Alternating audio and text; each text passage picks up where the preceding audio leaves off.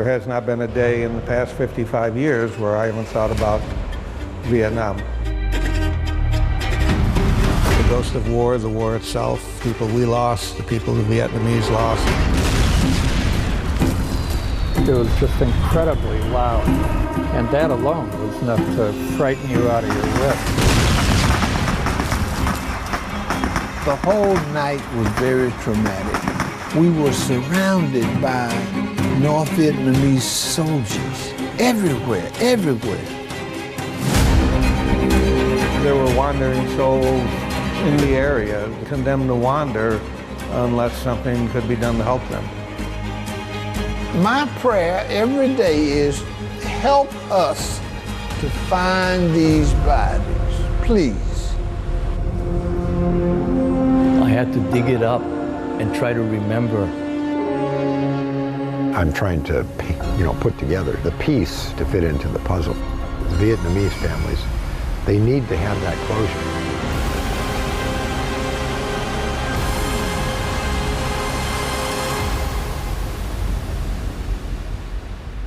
The 4 American veterans you just saw in the previous clip are taking part in a special journey. More than half a century ago, they were assigned to come and fight the war in Vietnam. The war ended, but some of them still cannot leave the horrible memories of war behind. And now they returned to Xuân Sơn Hill, their old battlefield. But with the... Có một nhà hàng hot rần rần, bếp trưởng rất có tâm, hay dặn khách yêu dùng thêm Mirinda để ăn ngon hết sảy. Để mình thử tay nghề bếp coi. Phải ngon nha mẹ yêu. Cơm nhà mẹ nấu, độc quyền không chi nhánh, có Mirinda, cơm nhà mãi đỉnh. Tết chẳng tự nhiên mà đến, những thói quen ngày Tết vẫn luôn ở đó, nhưng cần được đánh thức, cần được sẻ chia. Có Yakun, nhẹ bụng, ngon miệng, Tết sum vầy. Mission. They have been recalling their memories to give information to help find the remains of the fallen soldiers of Vietnam who died in Xuân Sơn Battle, also known as LZ Bird, back in December 1966. And we are very lucky to sit down with them here near Xuân Sơn Hill, Bình Định Province. Please welcome Mr. Spencer Matheson, who posted articles about his recollections of the Xuân Sơn battlefield, and his articles have shed light about the location of the mass grave. Mr. Stephen Hassett, who took photos of part of the battlefield that gave hints to further efforts of the excavation. Mr. Ivory Whittaker, who buried Vietnamese soldiers who died in the battlefield, and Mr. Kinburn Low, who fought in the night of the attack. And each of them witnessed part of what happened that night of the attack, and their collective memories would be pieces to unlock the big puzzle to give us a better understanding of the battle and expatriate remains of Vietnamese soldiers. So first of all, thank you to all of you for joining us on Talk Vietnam. Now, I know that this trip is kind of unimaginable because you came all the way from half around the world to Vietnam, and you are from different states in the United States. So what motivated you to commit in this project? When initially being asked to come here to help out, to find the martyrs that died in that Don San conflict, I had doubts or felt that what could I do to really help, okay? So the more I thought about it and the more I talked to the individuals who were working on this project to locate the fallen Vietnamese soldiers, I kind of felt obligated to come. Thank you, Mr. Kimber. What about you, Spencer? I had a tough time after the war and after I got out of the Army. And it was very difficult for me to cope with my memories of it. And I did everything I could to forget what I went through during the war. I had a tremendous amount of guilt and shame. I was not proud of what I did here, although, I was very young and naive, and I was just doing what I was asked to do by my country. I felt for a long time I had sort of a compulsion to come back here and see what I could do to make things right.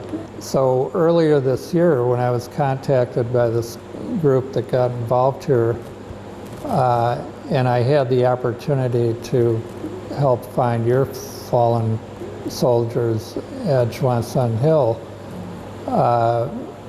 you know, I was ready for it, and I was eager to do it because I felt it would be helping you and paying back a little bit.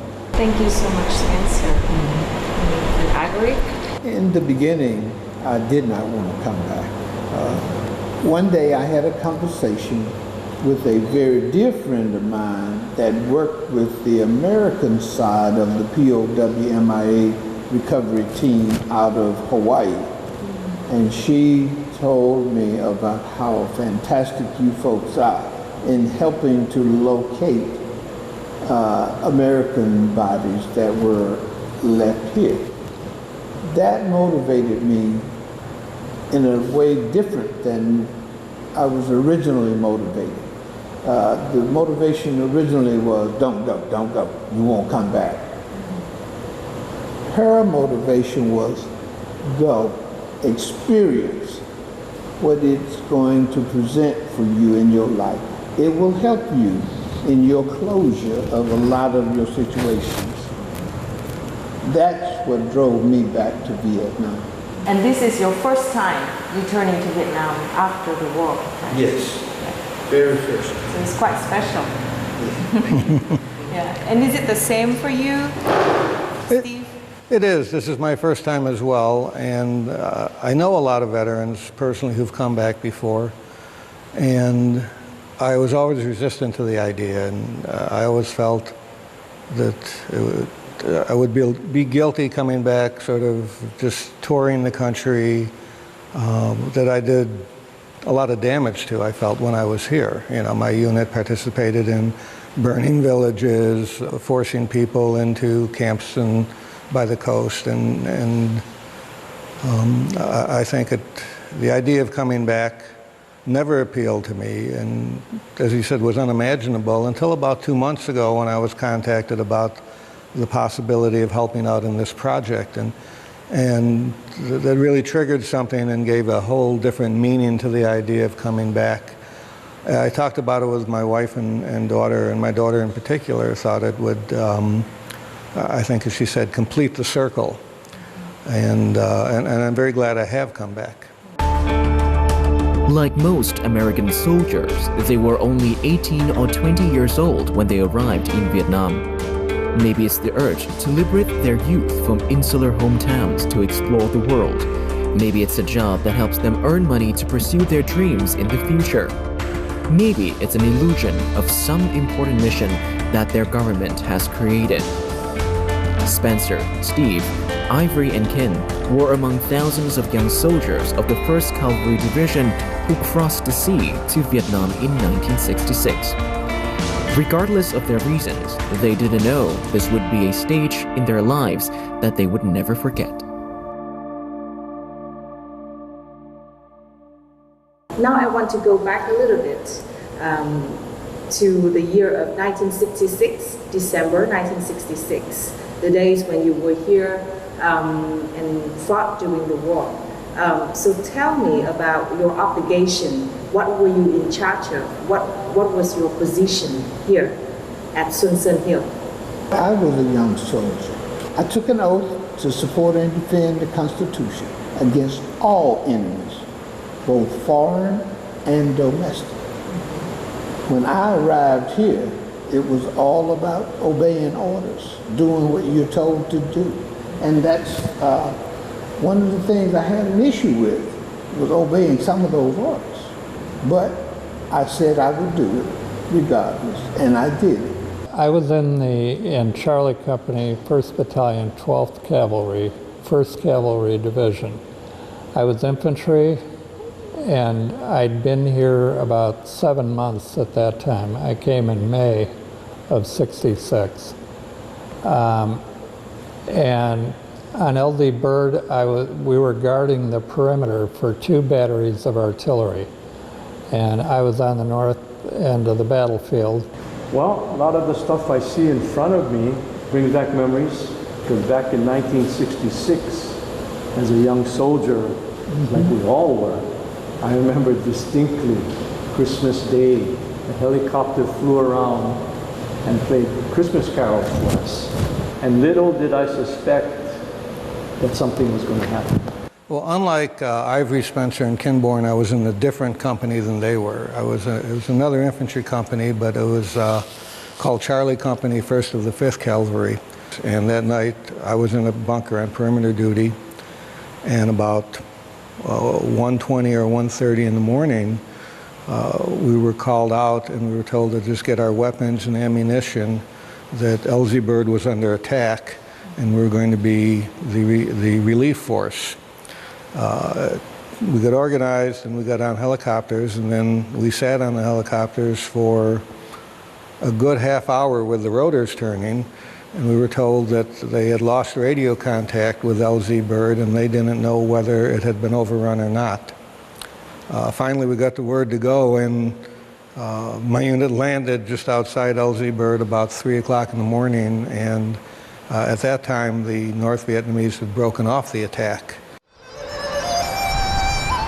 Binh Dinh, 1966. The peaceful beauty concealed a fierce battlefield. The 1st Cavalry Division, a symbol of the firepower and mobility of the U.S. Army, was brought into this central region to carry out a single mission: to search and destroy all communist forces. LZ Bird was one of the fire support bases established from which to deploy large-scale raids. On the Vietnamese side, the 3rd Division, dubbed the Golden Star, was formed to thwart the American plans. After many fierce confrontations between the two forces, LZ Bird became the #1 target. Tết chẳng tự nhiên mà đến, những thói quen ngày Tết vẫn luôn ở đó, nhưng cần được đánh thức, cần được sẻ chia. Có Yakun, nhẹ bụng, ngon miệng, Tết sum vầy. Không sao, để mẹ lo, vì mẹ đã có bột giặt Choice 2 trong 1 hoàn toàn mới. Choice, giặt và xả tất cả trong một. For the Vietnamese army to destroy.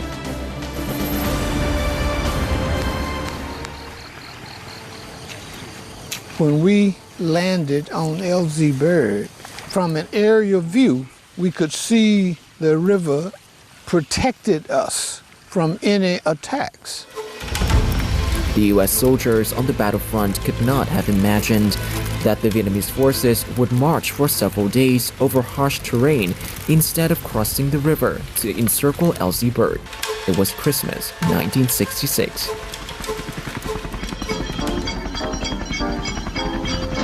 The military always tries to bring a hot meal to you at least once a day. After they dropped off the meal, they flew the helicopter around and they played Christmas carols. So that was nice, you know, I like that. The Vietnamese army opened fire after midnight on December 27, 1966, when the Christmas truce ended.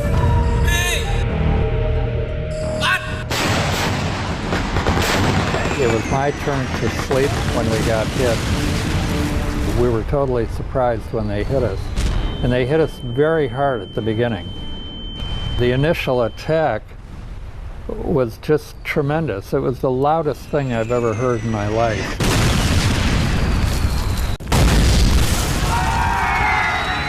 Trận đánh đêm đó về mặt chiến thuật nói là địch bất ngờ.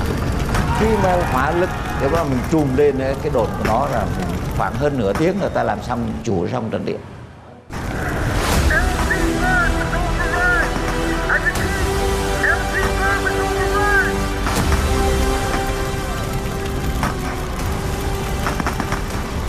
Until that point, it seemed that victory was firmly in the hands of the Vietnamese army, but everything changed in an instant. All the men that were left alive, not dead or not playing dead, were grouped around one gun, and it was the number 105 howitzer. Finally, the artillery guys leveled the barrel, and they put in what they called canister rounds or beehive rounds.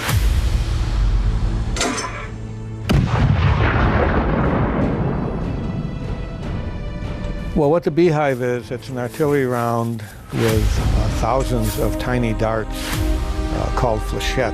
And when the round is fired, it obviously did a lot of damage because it was very effective at stopping the attack at that point.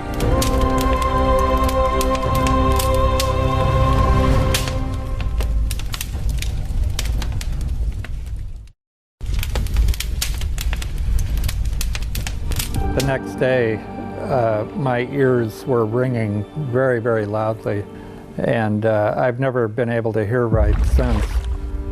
When dawn came and you looked around, there were bodies everywhere. I mean, everywhere. I cried. I cried because I didn't understand why so many had to lose their life at one time. It's one of the saddest things I've ever seen in my life.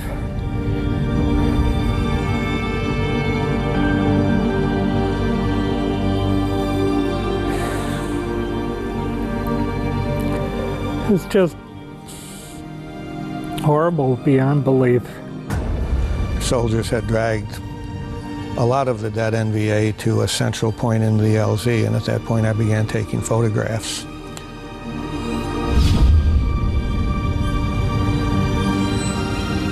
We moved the North Vietnamese soldiers over to another location where a mass grave was dug. I don't know how many it was, I just know it was a lot of them.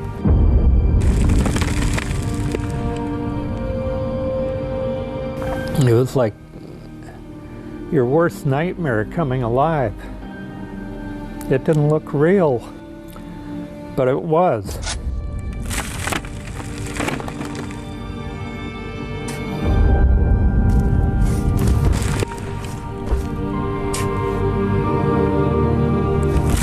And for the next 56 years, information about the mass grave where the Vietnamese martyrs were interred seemed lost forever. Obviously, war was horrible, and even after the war ended, many of you have to deal with the trauma after the war. So I want to ask you if any of you here have experienced PTSD.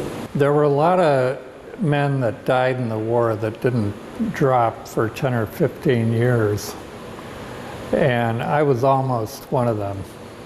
When I came back, I used alcohol and drugs to try and forget my memories of the war.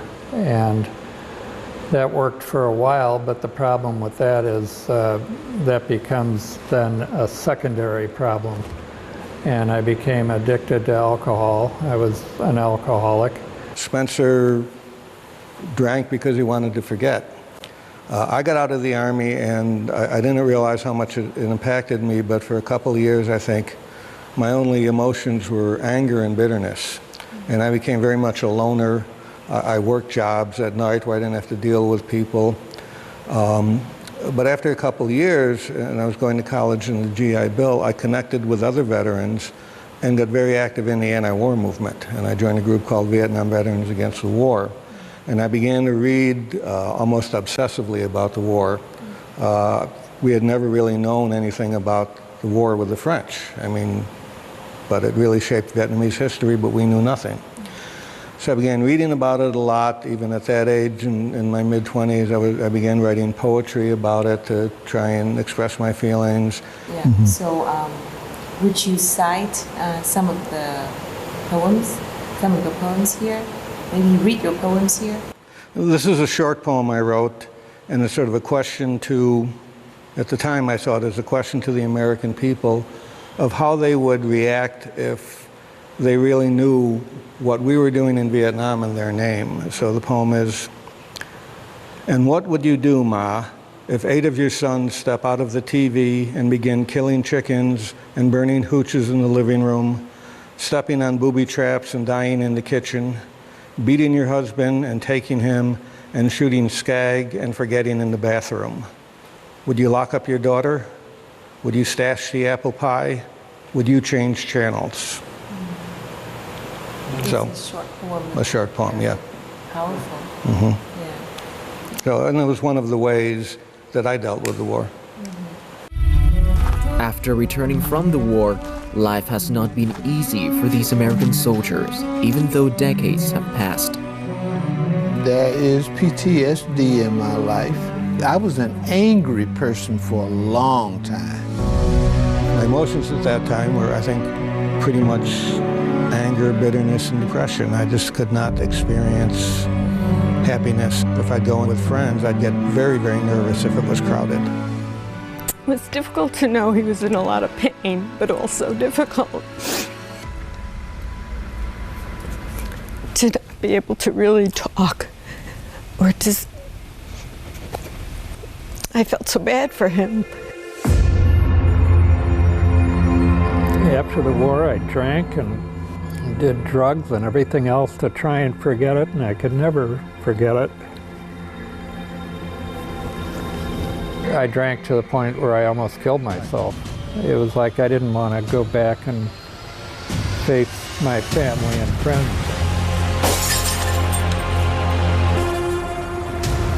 I ended up getting divorced after 9 years of marriage, and I had 3 kids at that time. And after my divorce, I kind of abandoned them to the care of my ex-wife. I hope they can forgive me. I was a mess.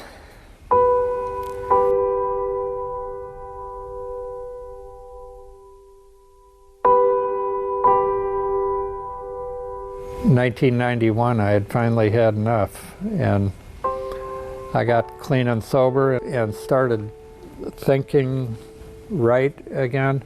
Buddhism helped me a lot. I also started writing about the Vietnam War, just opening up about it and kind of facing my demons.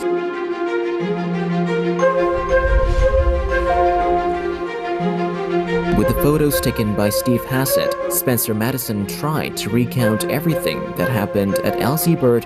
Tết chẳng tự nhiên mà đến, những thói quen ngày Tết vẫn luôn ở đó, nhưng cần được đánh thức, cần được sẻ chia. Có Yakun, nhẹ bụng, ngon miệng, Tết sum vầy. Release what has been stored in his mind for decades. Little did he know that this information would catch the eager attention of some Vietnamese people in a seemingly hopeless quest. Before this trip, I know that you've been working with Bob March, and unfortunately he cannot make it this time for some personal reason.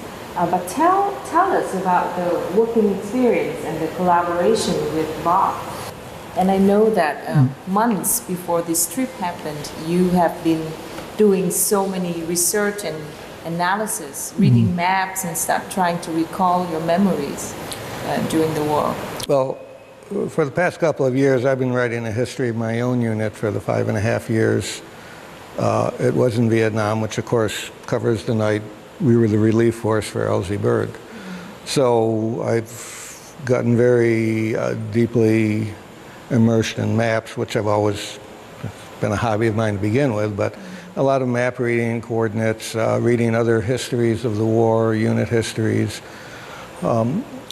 But how I actually got connected with this, I'm not quite sure. 4 or 5 years ago, I came across Spencer's article online, just sort of surfing the web, and looked at it, and he had 2 of my photographs in his article, which he had found online without my name on it, which was fine. So he had his email address, so I contacted him and say, I really liked your article. By the way, those are my photos, and use them if you want. So we've been Facebook friends. So of course one of the things that made this trip attractive to me was to actually get a chance to meet him. But as for the trip itself, I'm not sure who contacted me about 2 months ago, and then they put me in contact with Bob, and things sort of snowballed from there. On your question about the meetings we've had since we've all been here, some of the nightly meetings, they've gone pretty late sometimes, particularly the mornings and the days when we got up pretty early and went out to the site. And sometimes we could get a little grouchy. But if we all agreed on the details as to where something happened, when something happened, how the maps lined up, if we all agreed, I would think something was seriously wrong. I mean, we all saw a little slice of it, and what we've been trying to do is work to piece it together, and I think we've done that very well. Spencer Madison informations on his website reached Major Đặng Hà Thủy, a veteran who has dedicated many years of his life to finding the remains of Vietnamese martyrs in Bình Định. And then, a new search for a mostly forgotten battlefield began. Tôi phải lên trận địa, tôi đối chiếu cái đồi Xuân Sơn, cái dáng đồi. Họ chụp vào cái cảnh bộ đội ta nằm dưới chân đồi phía nam. Cái dáng đồi nó có đúng là cái đồi Xuân Sơn 188 mét. Nếu nó lệch đi thì tôi không tin cái thông tin này, bởi vì cho rằng người ta minh họa nha. Nhưng mà cái này là nó sự thật. Thì tôi lập hồ sơ, tôi dịch tất cả các văn bản đó, tôi báo cáo cho Bộ Sự tỉnh, thì cùng tôi là đi ra đó khảo sát là 4-5 lần. Tôi nói với Bộ Chuyên sự tỉnh là tôi nói là giá nào cũng phải làm, không thể bỏ được. More than 50 years is enough time for the terrain of the old battlefield to change to the point of being barely recognizable. That is also why Major Thuy and his colleagues took 2 years to verify the exact location of the battlefield and another 2 years to conduct excavations without any results. However, things began to change when Major Thuy contacted Bob March, another veteran from the 1st Cavalry Division. Hello. Hello. Hello. How are you? I am fine. How are you, Major Thuy? I'm very happy to meet you today. In the initial email he wrote to me, he said something like, "I hope this doesn't offend you." I thought, well, no, it doesn't offend me, but he doesn't know whether some American might say, what do I want to talk to you? You know, who knows? He doesn't know. So he's taking a chance when he does that. He's putting his own ego there. And he's willing to sacrifice and take a chance and say, I'm going to write to these people and hope that I can find somebody that will help him. And you know, I admire that.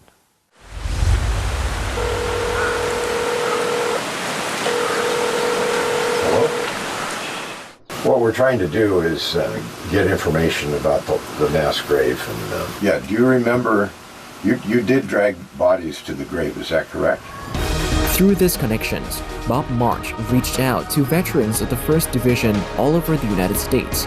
All the clues obtained were sent to Vietnam so that the exact location of the mass grave could be determined. In 2022, excavations were once again underway, and on the 3rd day of the excavation, the first clues were found.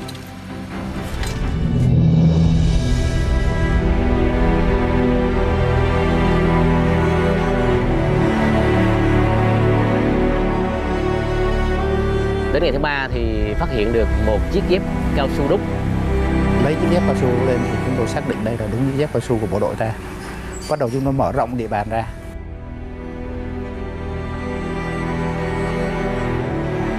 Many more relics and remains were found. For some relatives of Vietnamese martyrs, this news was what they had been waiting for after years of searching in vain. Các anh thông báo là tìm được hài cốt liệt sĩ, tôi khóc òa. Khi mà tôi gọi cháu tôi mới lên, tôi nói không ra lời. Chiến tranh làm cho con người ta rất là đau xót. Vợ lìa chồng, cha lìa con, và 56 năm thì tôi và em tôi mới được gặp ba tôi cùng đồng đội của ba tôi trên nắm đất ở đây. And finally, it was time for them to return to the place where they lost a part of their youth.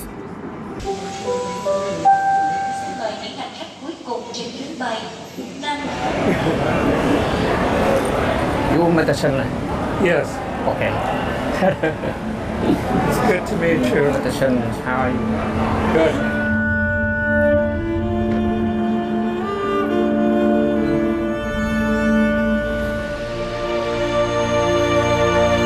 I'm honored to have been asked to come and help in this venture. It helps us with closure as well as it helps the families of those that were perished here with closure. 56 years. So thank you for inviting me here.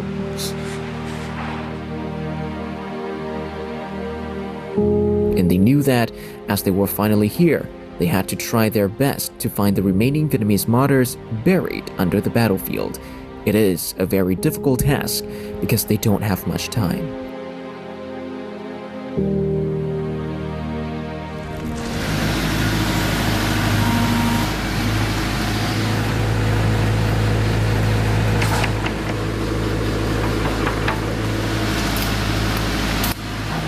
More than 50 years ago, we buried bodies in a mass grave. And now today, 55 years later, we are trying to uncover the site of the mass grave.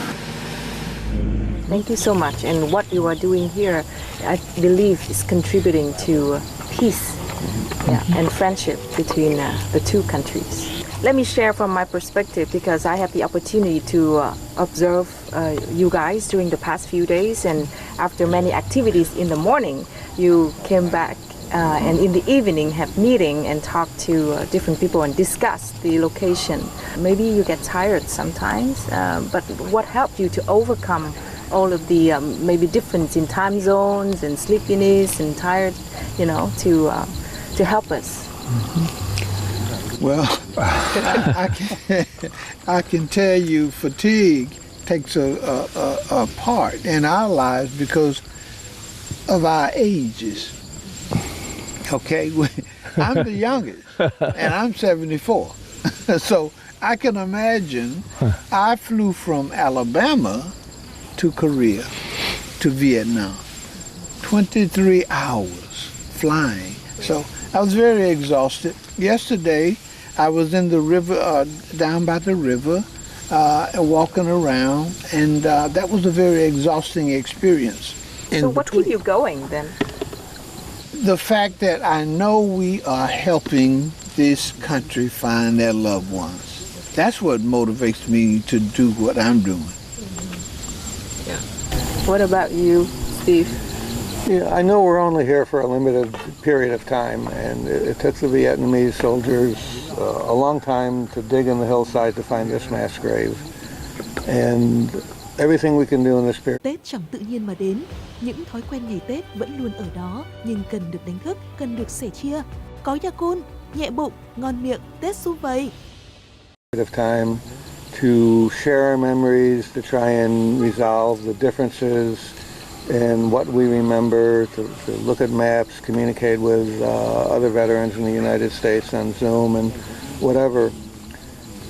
We have a limited time to do it, so we can work through the fatigue to get the best information we can to the Vietnamese soldiers who are going to be doing the dig before we go. We can rest then. They'll be continuing on long after we're gone. Right. Mm-hmm. Right. Yeah. Yes. I agree with Steve. What is motivating me this week to keep going is the fact that I know our time here is limited and that we need to do as much as we can while we're here. I feel it's my obligation. You people were kind enough to invite us over, and I'm also a strong believer in the purpose of this effort. Yeah. And it is a continuous effort. It doesn't stop here. Mm-hmm, mm-hmm. After this trip, maybe many more trips. Yeah. Right. Yeah. Mm-hmm. Despite being busy with the search, the veterans still take time to visit the families of Vietnamese martyrs, especially those whose remains have not been found. Accept this as a token of our friendship. Cảm ơn. Tôi chưa biết được là danh tính của anh tôi là ở đâu. Tôi mong rằng là các vị sẽ cùng tác hợp cùng với Việt Nam để mà tìm kiếm những cái hài cốt. Tất cả bộ đội vẫn còn nằm ở đó. Trong đó là có anh của tôi là Mỹ Vệ. Tôi rất thành thật là mong muốn như vậy. Feel a deeper awareness and an appreciation not only for the struggles the Liberation Army soldiers went through, but for the families who carry the weight and the responsibility of trying to put their souls at peace. Smiles, handshakes, and hugs. Those things have really relieved their minds. They were welcomed here as friends.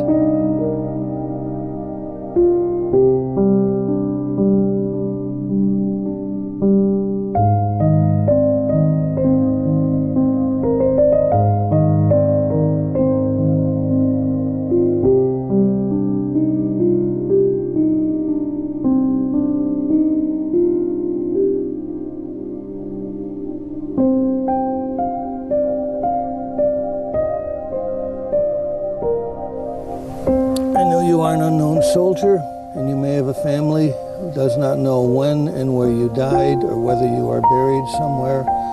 I hope at some point you and your family can find peace.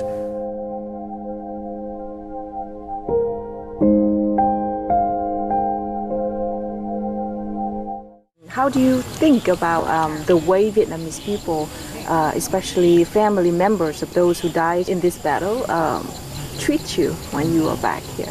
I was somewhat amazed because I didn't know the customs, what I should, what I shouldn't do, what I should say or shouldn't say.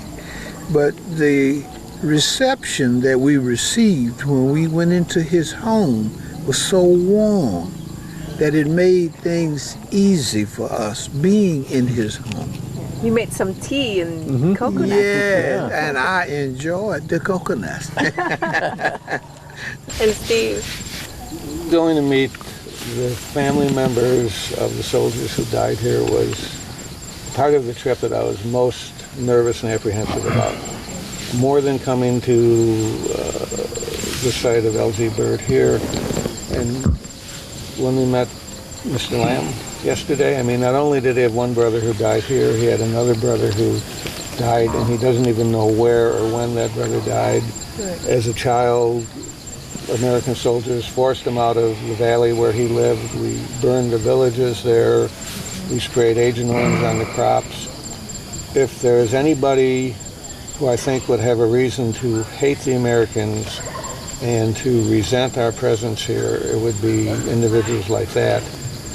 But the graciousness and the kindness in which he greeted us, in which the other family greeted us, to me that was probably the most heartwarming part of the visit so far, and the way maybe the part of the visit that really gave it the most purpose, that it's not just we're here on an abstract thing of looking at a spot on a map, but we met the family and we know that if what we are doing helps the Vietnamese Army to find the graves and identify the body, it brings peace to those families, and they deserve it.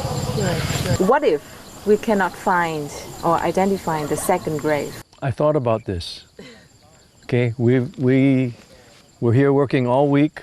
Okay, we're coming to the culmination of we're digging now. Okay, I thought about, okay, they dig, and as you can see out in the field there, how much digging was done.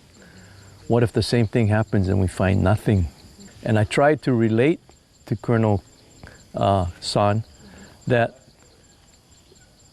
we did the best we could, and even though we don't find anything, we started, and I myself will stay on this project, but if in fact we don't find anything, I'm prepared, and I think all of us are prepared to stay on this project until something is found. Wow. Yeah. Thank you so much for this commitment. Yeah. Especially, I feel we'll find something. That's why we're here. But if it doesn't show itself while we're here, again, we will work from across the United States, Ecuador, to find something. And we are not going to just end this project. This is ongoing. Even our relationship with each other are now ongoing. Right. We didn't come to do a job and leave. Right. We came to see this thing to the end. Yeah. And I think beyond all of the digging and technical, aspect of this project, I think what you did helped pave the way for many other American soldiers, veterans, who can also help us to find other unidentified Vietnamese soldiers in other battlefields as well. Mm-hmm. So I think that is the important part. Yeah, I feel we've got a window that's slowly closing because Vietnam vets are dying off just as most of the World War II vets are gone now. And I'm hoping that in the future, even if we don't find anything else here right now, I'm hoping that technology will catch up, and when we're gone, hopefully better technology will take over and they will be able to find it. The problem with that, of course, is that a lot of the relatives who knew these men who died won't be here any longer either. Right. But at least their descendants will, and that's important.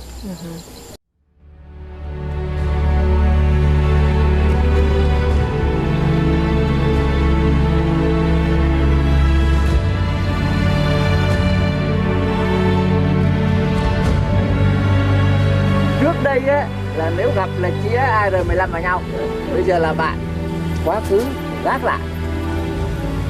I'd like to say I never thought in my life I would meet somebody from LZ Bird who really came up and attacked us. As a young soldier, we always feared fighting against you folks. We have great respect for the Vietnamese army. It's good that we can share these thoughts together now. We admire how dedicated you were and how you had to keep fighting year after year in order to finally achieve your independence and your reunification.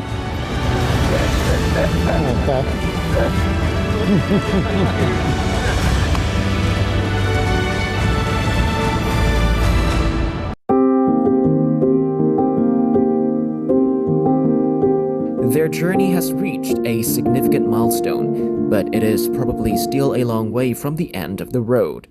There is much work to do, as the second mass grave is still lying somewhere out there in the vast forest, waiting to be discovered.